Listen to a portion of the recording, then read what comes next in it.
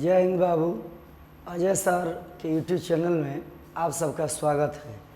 आज मैं Bihar intermediate 12th के स्टूडेंट के लिए वेरी इम्पोर्टेंट लाइन एक्सप्लेनेशन जो पोएट्री सेक्शन का है लाया हूँ।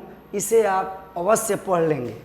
फर्स्ट है आपका, ध्यान देंगे, there is a house now far away where once I received loved that woman dead।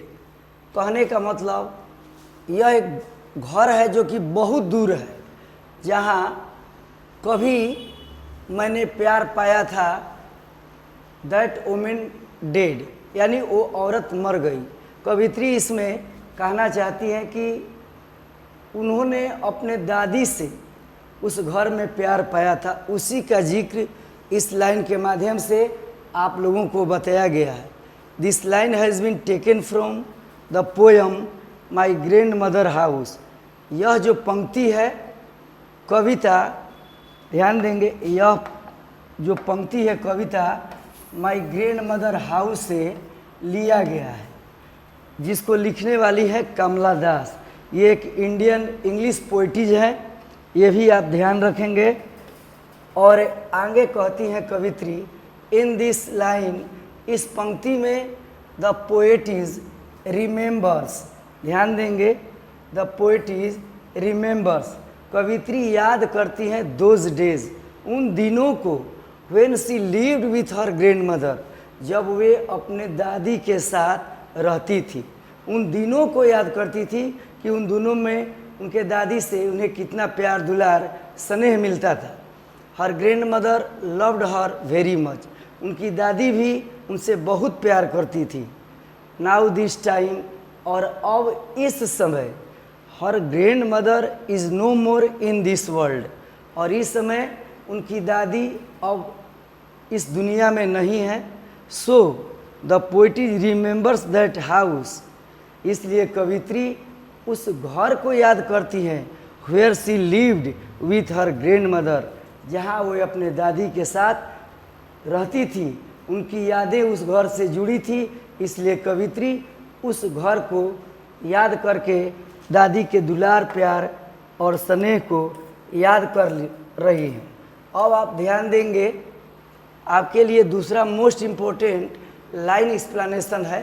Line explanation का मतलब जैसे हिंदी में आता है सब प्रसंग व्याख्या करें, इन पंक्तियों का सब प्रसंग व्याख्या करें। That is the same way, ठीक वैसे ही अंग्रेजी में लाइन एक्सप्लेनेशन होता है, यानी उस लाइन की एनालिसिस, विश्लेषण, व्याख्या। Here lies a most beautiful lady, light of step and heart was C.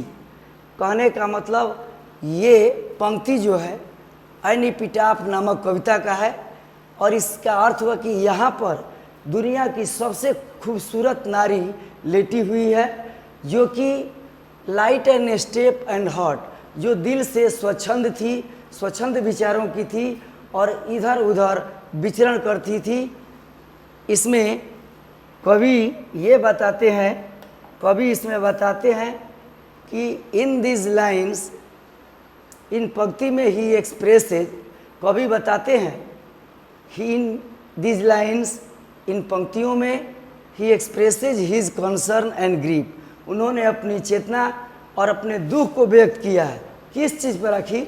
Over the lady, lady के ऊपर जिसे वो मोहब्बत करते थे, प्यार करते थे। Who lying on the epitaph, जो कि एक कब्र में, एक समाधि में लेटी हुई है। In the memory of his beloved, अपने प्रेमिका की याद में, उसके गम में। She was the most beautiful lady that was ever born in the western countries. इतनी खूबसूरत नारी पश्चिमी देश में उससे पहले कभी जन्म नहीं ली थी। ये औरत इतनी खूबसूरत थी। बट आफ्टर हर डेथ, लेकिन उसके मृत्यु के बाद हर ब्यूटीज वेनिसेज, उसका सुंदरता जो है गायब हो गया।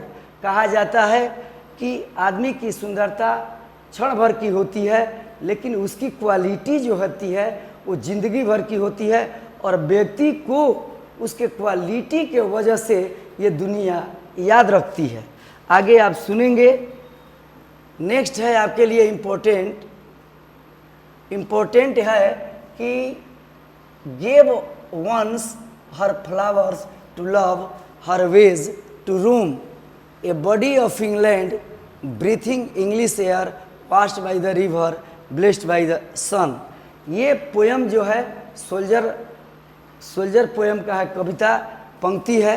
इसमें कवि कहते हैं कि इंग्लैंड की सरजमीन ने उनको चलने के लिए रास्ता दिया, वहाँ के हवाओं में सांस लेने की आज़ादी दी। कवि वहाँ के हवा में अपने आप को गौरवान्वित महसूस किए, साथ ही साथ वहाँ के नदियों में उन्होंने स्नान किया, साथ ही साथ सूरज के रोशनी में अपने आप को पाया। These lines have been taken from the poem the soldier. यह कविता सोल्जर नामक कविता से, यह पंक्ति सोल्जर नामक कविता से ली गई है। रिटन बाई रूपर्ट ब्रूक, जो कि रूपर्ट ब्रूक के द्वारा लिखी गई है, उनके द्वारा कंपोज की गई है। इन दिस लाइन्स, इन पंक्तियों में the poet says that England had brought up him. इन पंक्तियों में कवि ने बताया है कि इंग्लैंड ने उन्हें पाला पोसा बड़ा किया। साथ ही साथ the poet breath in the air of England and flower to love, और इंग्लैंड के आबो हवा में, पर्यावरण में, वातावरण में सांस ली और वहाँ इंग्लैंड ने उन्हें फ्लावर दिए प्यार करने के लिए। England has made him to do any type of work, और इंग्लैंड ने ही उन्हें इस काबिल बनाया कि वो किसी भी प्रकार के काम को आसानी से कर सकें। साथ ही साथ कवि कहते हैं the poet considers that his body was given to England. कवि का ऐसा मानना है कि उनका ये जो शरीर है इंग्लैंड का दिया हुआ है। Where he bath in the river and blessed by sun, जहाँ वो अपने आप को नदियों में धोते हैं, स्नान करते हैं और वहाँ के रोशनी में अपने आप को सुखाते हैं, वहाँ के रोशनी में अपने आप को जीवित रखते हैं। जय हिंद, जय भारत।